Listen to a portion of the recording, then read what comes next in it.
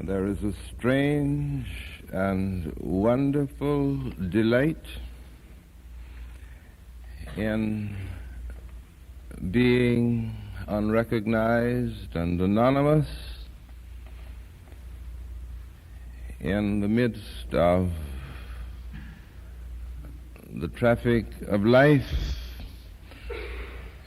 because this seems to give to us a kind of freedom to live and function without responsibility.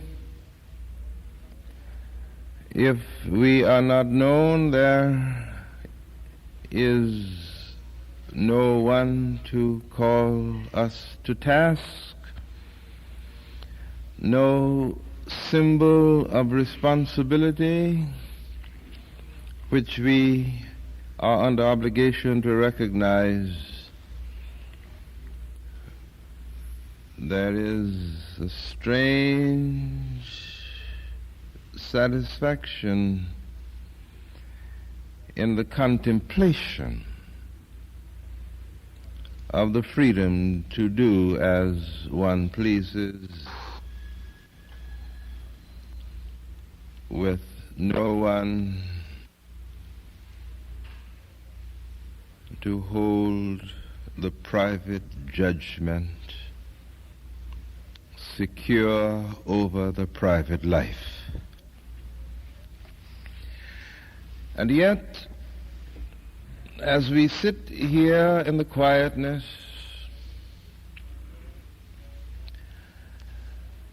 there is another kind of exhilaration that comes, the awareness that we are a part of a company of seekers, that we are a part of an immediate fellowship, that we are sharing in a collective destiny which is ours because this moment is ours. And beyond all this, there is the startling awareness that we are not anonymous, that we are not unknown, that each of us is known, and for each, beside his name, there is the life that he lives. Whither shall I go from thy spirit? Whither shall I flee from thy presence? If I ascend up into heaven, thou art there. If I make my bed in hell, behold, thou art there. Search me, O God, and know my heart. My heart. Try me,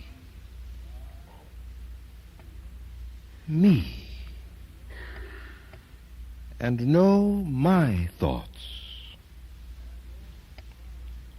and see if there be any wicked way in me, and lead me in the way everlasting, everlasting.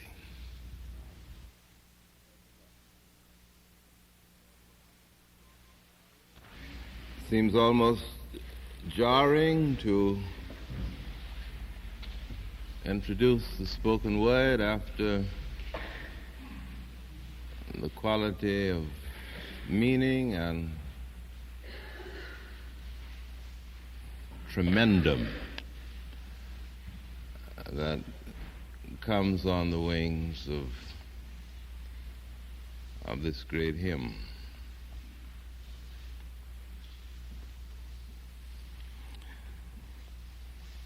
We are especially happy this morning to welcome the young people who are part of the youth group of the New York City Mission Society, the Harlem branch.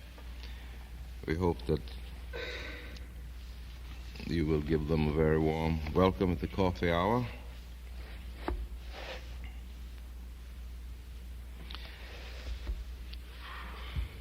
As the oak tree cannot grow unless with each new ring it adds its old bark cracks and splits, so humanity cannot develop without the rupture of its old institutions and laws. And it has been exactly because the bulk of humanity has never of necessity been able to distinguish between this healthful, disruptive process and unhealthful decay, and have sought to crush and annihilate the particles causing it, that the growth of humanity has been as slow as it has. To suggest the more rigorous extermination of all non-law submitting humans is simply to suggest a slow suicide as far as human development is concerned. In all the ages, the multitude has looked upon Barabbas as a less violent and dangerous disruptor of social law than the Christ. Not this man, but Barabbas. I'm continuing our thinking together about the moment of crisis, particularly as it developed in the life of the great prophet to whose attention your minds were called last Sunday. I have more to say about him today. I refer, of course, to the unknown prophet of the exile. Bear in mind the working definition that crisis is that experience through which the individual passes when he is caught between the pressures of two forces, one moving forward into that which is unexplored, perhaps unknown, unguessed, unfathomed, and that which is known, is experienced, is the climate of familiarity and at homeness. The crisis is resolved when the individual says yes to one and no to the other.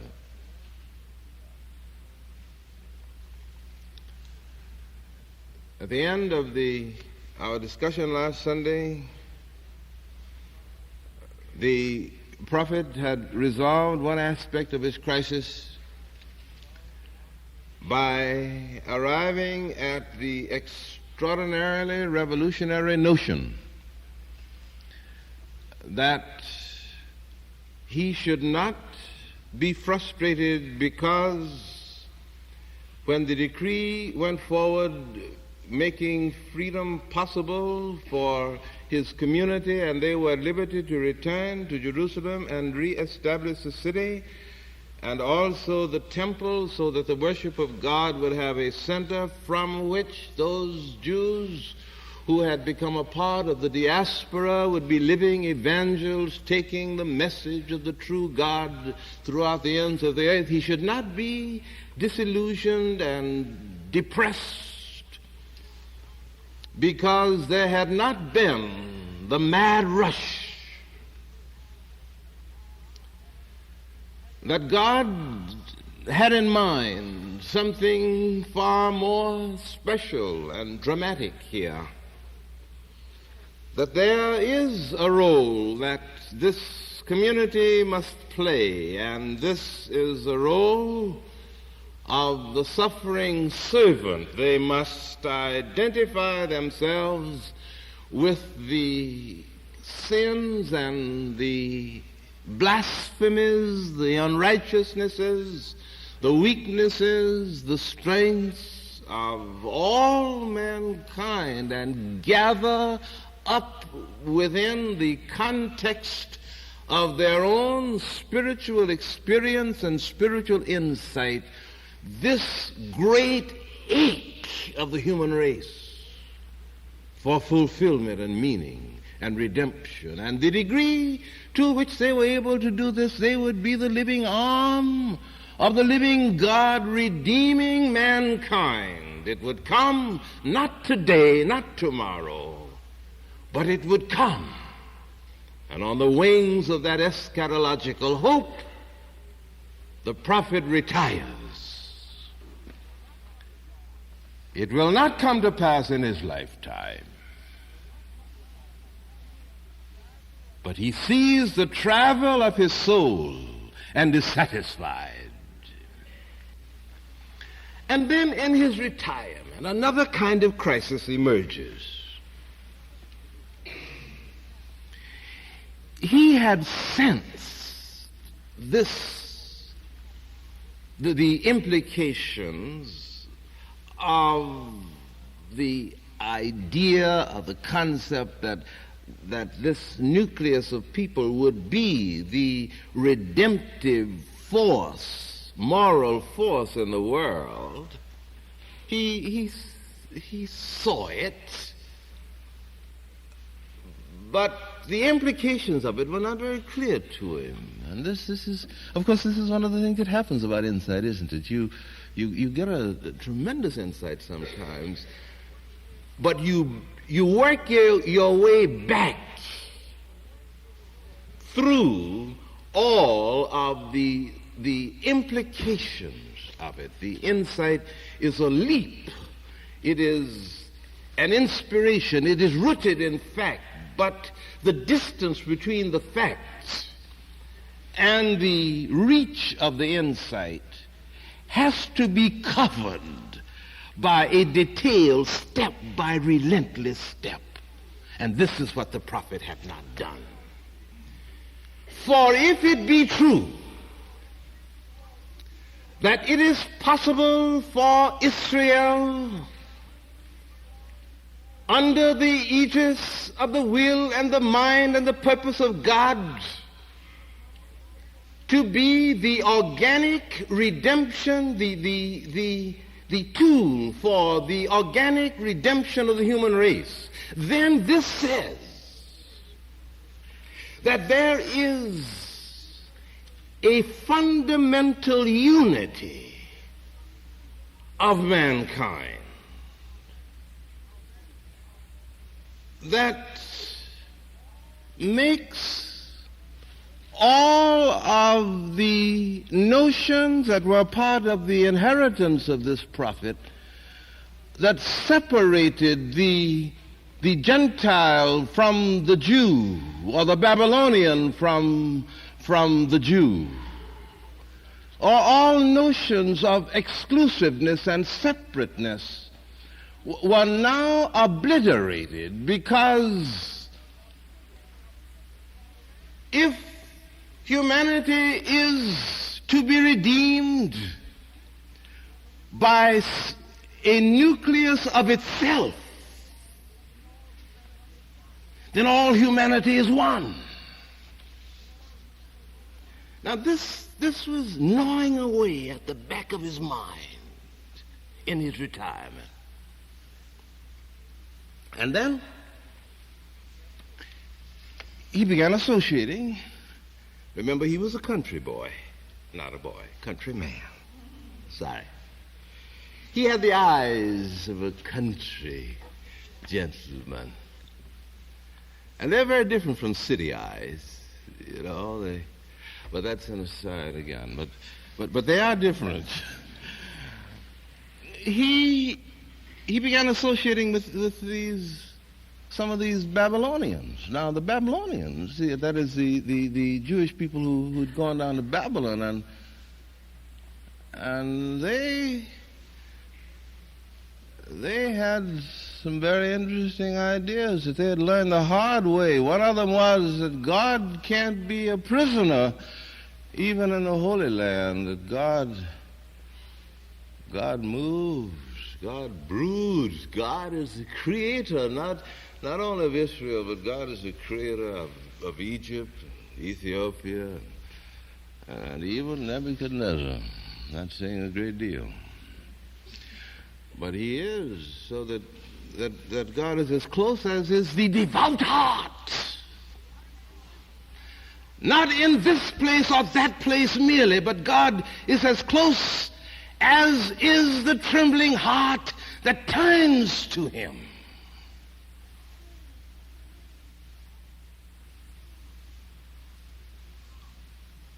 Now, if this is true, if this be true,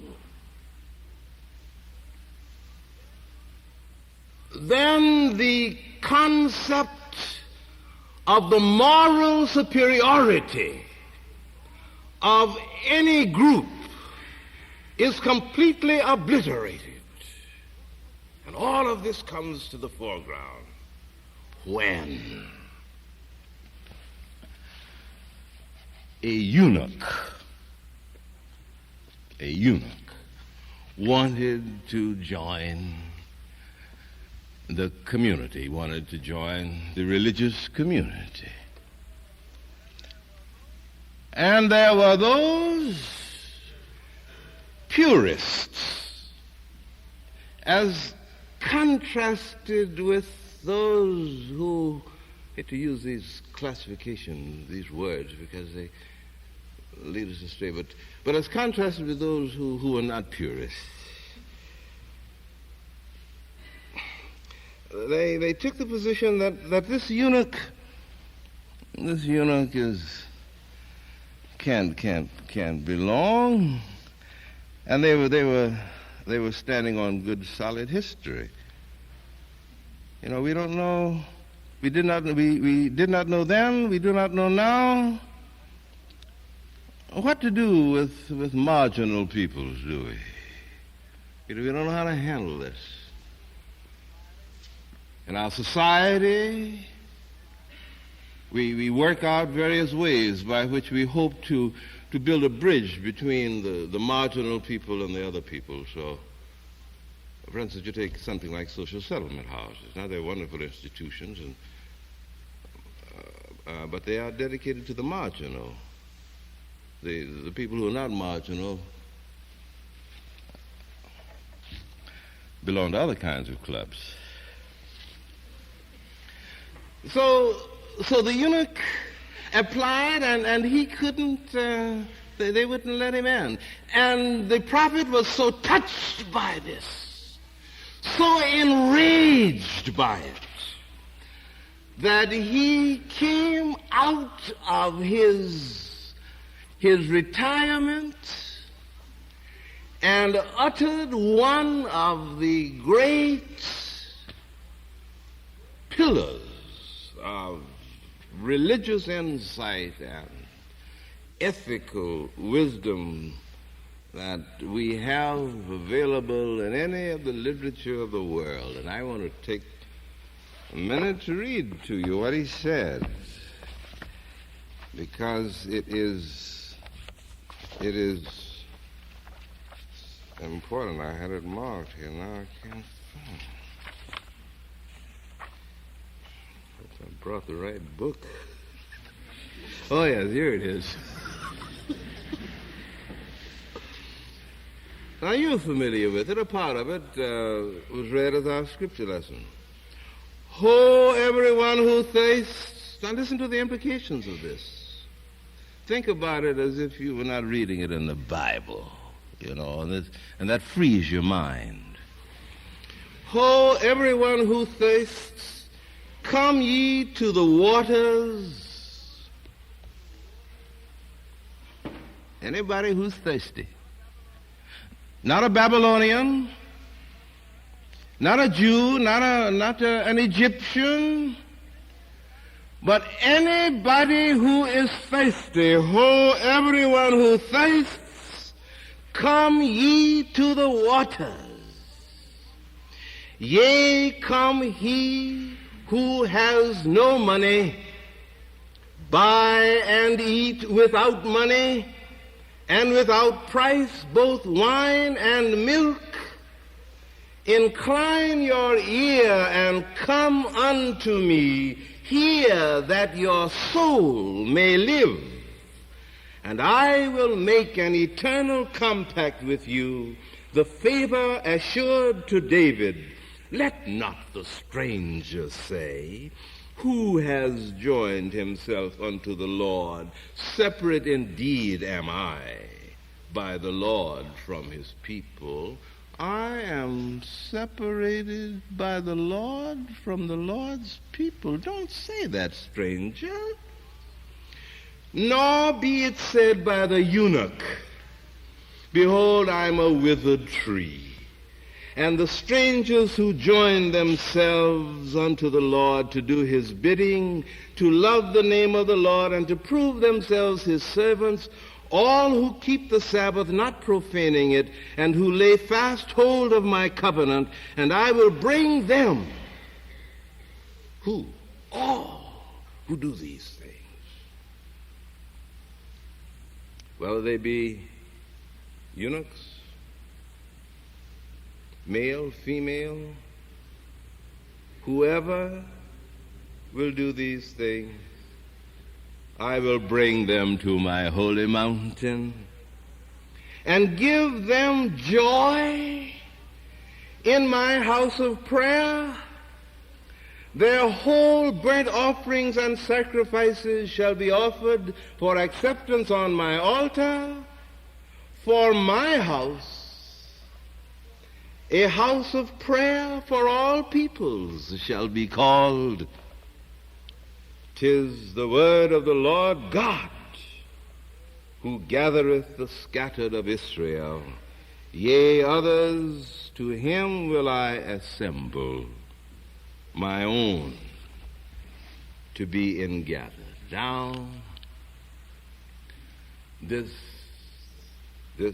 position now created a very great problem for the prophet, for it meant that he had to take a position against those other prophets, those other devout believers who insisted on the utter exclusiveness, cultural exclusiveness, religious exclusiveness of the Judites. And over against that, the prophet said, no. Whoever is thirsty and turns to God for drink,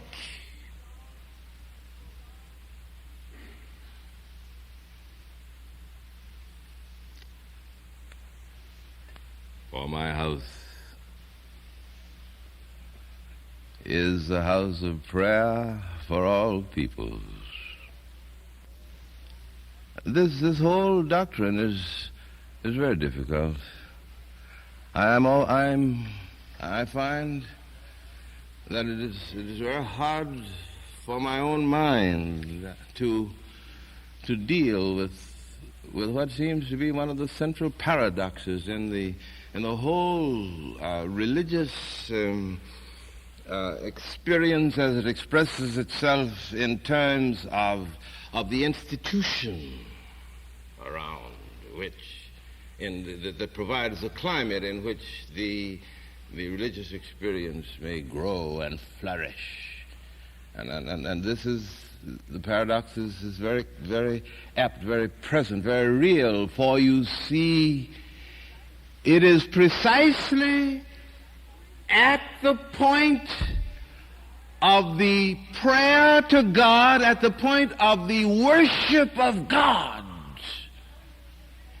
in the place where the worship takes place, if I may put it that way, it is precisely at that point that the barrier is raised. This is the thing that I find most difficult, and I think this is the thing that the prophet finally is getting at.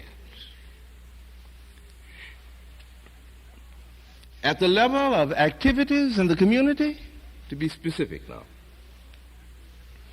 at the level of administering the human need, all kinds of social service, all kinds of things which have to do with thickening the secular relationships, the worshipers of God can cooperate, can work together, can have fellowship at the secular level, but in the house of God, in that great high moment when the human spirit is laid bare in its act of worship before God, then in that act, only those who conform to this or this or this are admitted. This is what the prophet is talking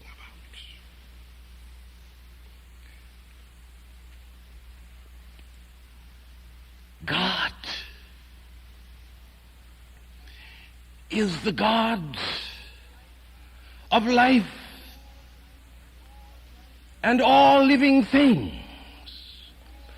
And even the distinction that was in the mind of the prophet, that with Israel as the Redeemer, there would be a slight differential in the religious fellowship, that Israel would always remain the tutor. Even after everybody else had come in, every knee had bowed before God, Israel would still be the tutor. There's a holdover of this thing in his mind. And finally, even that had to be obliterated.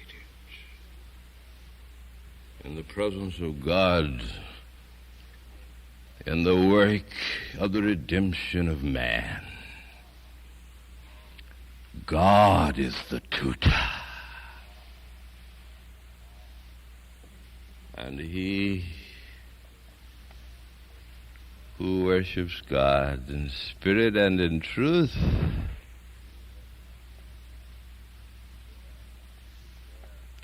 dare not set up categories by which he may determine who has the right to worship God where. This is against life. And if it is against life, I think it is against God. Oh, everyone that thirsts, come, drink. The thirst, the drinking. This is the combination. Not who you are, where you come from. What is your etiquette? Thirst. Thirst. Thirst. Drink. That's the formula.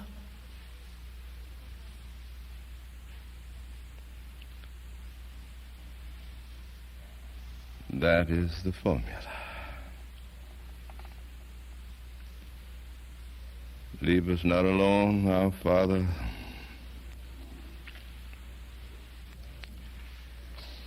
in the arrogance of our own minds. We offer to Thee the feeble stirrings of thought and concentration. We offer to Thee even our pride. Thou knowest how deep is the desire of the heart to give full, clear expression to thy truth.